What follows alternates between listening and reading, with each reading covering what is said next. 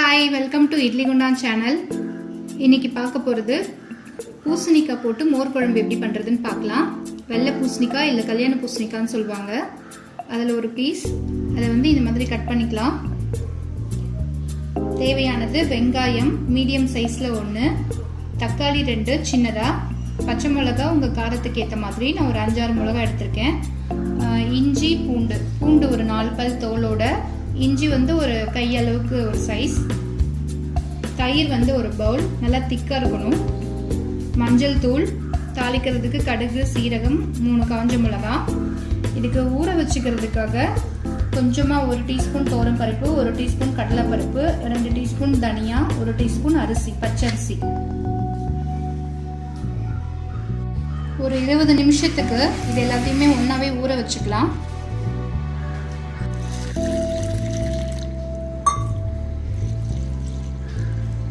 இதை ஒரு 20 நிமிஷம் ஊற வச்சுக்கிட்டு அதுக்கப்புறமா இந்த மோர் குழம்பு எப்படி பண்ணுறதுன்னு பார்க்கலாம்.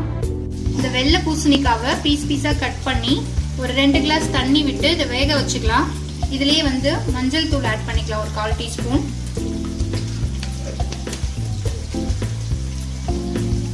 இது நல்லா சாஃப்ட் ஆகுற வரைக்கும் வேக வச்சுக்கணும்.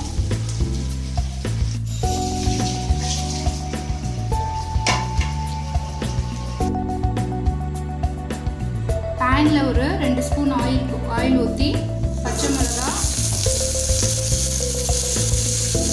வெங்காயம்,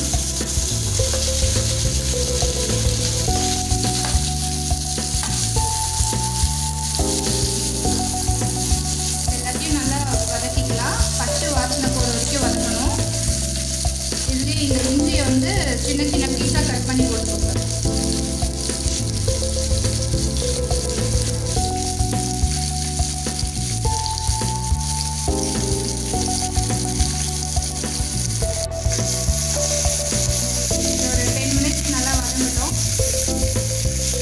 இப்போ இது நல்லா வதங்கிடுச்சு. இதை ஆற வச்சு மிக்சியில் போட்டுக்கலாம்.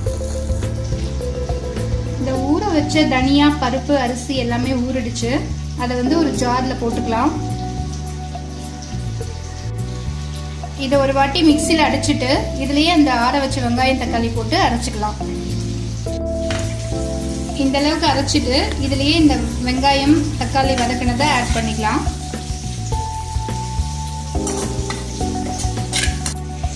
இந்த அளவுக்கு சாஃப்டா அரைச்சு வச்சுக்கலாம். இந்த பூசணிக்காய் நல்லா சாஃப்டா வெந்துடுச்சு.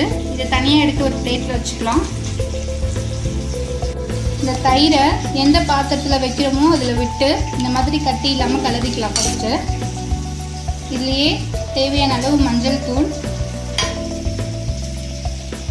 தேவையான அளவு உப்பு, பெருங்காயம், அதுக்கப்புறம் இந்த மிக்சியில் அடைச்சி வச்ச இந்த பேஸ்ட் ஆட் பண்ணிக்கலாம். இதை ஒரு வாட்டி கலந்துட்டு இதுக்கு இப்போ தாளிச்சுக்கலாம். இதுலேயே இந்த வேக வச்ச பூசணிக்காவையும் ஆட் பண்ணிக்கலாம். ஒரு 2 டேபிள் ஸ்பூன் எண்ணெய் விட்டுக்கலாம். எண்ணெய் காஞ்சதும் கடுகு சீரகம் ஆட் பண்ணிக்கலாம்.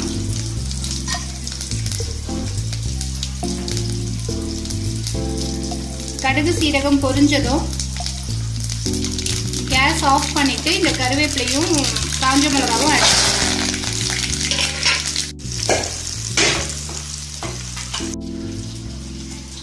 இப்போ மோர் குழம்புக்கு தாளிச்சாச்சு. இதை அப்படியே எடுத்து நம்ம கேஸ்ல வச்சு இதை கலந்துட்டே இருக்கணும். நல்லா கொதிச்சு வரும்போது இதை ஆஃப் பண்ணிக்கலாம். ரொம்ப கொதிக்க விடக்கூடாது. ஸ்டார்டிங்லேயே கொதிக்க ஆரம்பிக்கும் போது இதை ஆஃப் பண்ணிக்கலாம்.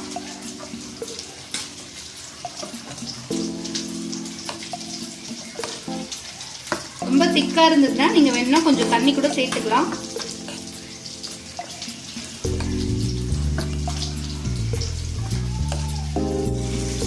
இந்த மாதிரி கொதிக்க ஆரம்பிக்கும் போதே இதை ஆஃப் பண்ணிக்கலாம் கேஸை. அவ்வளவுதான், மோர் குழம்பு ரெடி ஆயிடுச்சு. ரொம்ப சூப்பரான டேஸ்டான பூசணிக்காய் மோர் குழம்பு ரெடி ஆயிடுச்சு. இது ரொம்ப டேஸ்டா இருக்கும். நீங்க ட்ரை பண்ணி பாருங்க. ட்ரை பண்ணி பார்த்துட்டு உங்கள் லைக்ஸ் அண்ட் கமெண்ட்ஸ் கொடுங்க. இன்னும் நிறைய வீடியோஸ்க்கு இந்த சேனலை சப்ஸ்கிரைப் பண்ணுங்கள். நோட்டிஃபிகேஷன் பெல்லை கிளிக் பண்ணுங்கள்.